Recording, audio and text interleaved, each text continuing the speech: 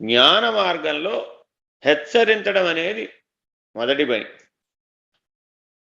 ఎందుకని అంటే గురువు తండ్రి, ఇక్కడ వేరే తండ్రి లేడు. తండ్రి పని ఏమిటయ్యా అంటే నేను హెచ్చరించడం. ఆ ఉద్యోగం గురువు గారు తీసుకుంటాడు. అనుక్షణం నేను హెచ్చరిస్తూ ఉంటాడు. ఎక్కడి నుంచి? నీ హృదయంలో నుంచి. మళ్ళీ ఎక్కడి నుంచో మళ్ళీ చెవిలో కట్టుకుని ఇల్లు కట్టుకుని చెప్పడం కుదరదు. నీ హృదయంలోనే గురువు శాశ్వత నివాసాన్ని ఏర్పరచుకోవాలి. నీ హృదయంలో నుంచి నిన్ను అనుక్షణం హెచ్చరిక చేస్తూ.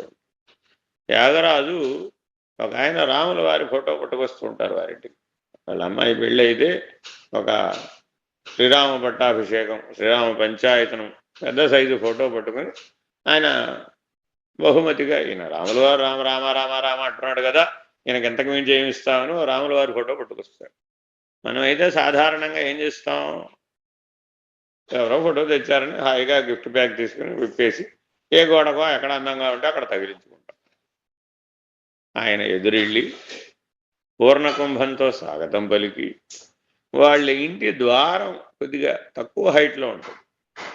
రాముడు ఆజానుబాహుడు, రాముడు తలకి గడప తగులుతుందని హెచ్చరికగా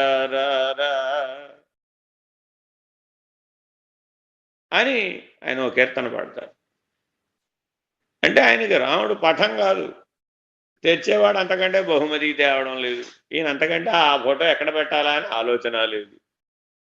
నాయనా నువ్వు మా ఇంటికి వస్తున్నావు, నాయనా రామా నువ్వు అజానుబాహుడవు, నీకు మా గడప తగులుతుందయ్యా, రానాయనా జాగ్రత్తగా రానాయనా, హెచ్చరికగా రానాయనా అని రాముడితో మాట్లాడుతున్నాడు. రాముడితో మాట్లాడడం ఏమిటయ్యా అంటారు ఎవరైనా. అంటే రాముడు ఎక్కడో ఉన్నాడు, అయోధ్యలోనో లేకపోతే వైకుంఠంలోనో లేకపోతే పరోక్షంలో. పరమాత్మ పరోక్షం అనుకునేటటువంటి వాడు జ్ఞాన మార్గానికి పనికిరాడు.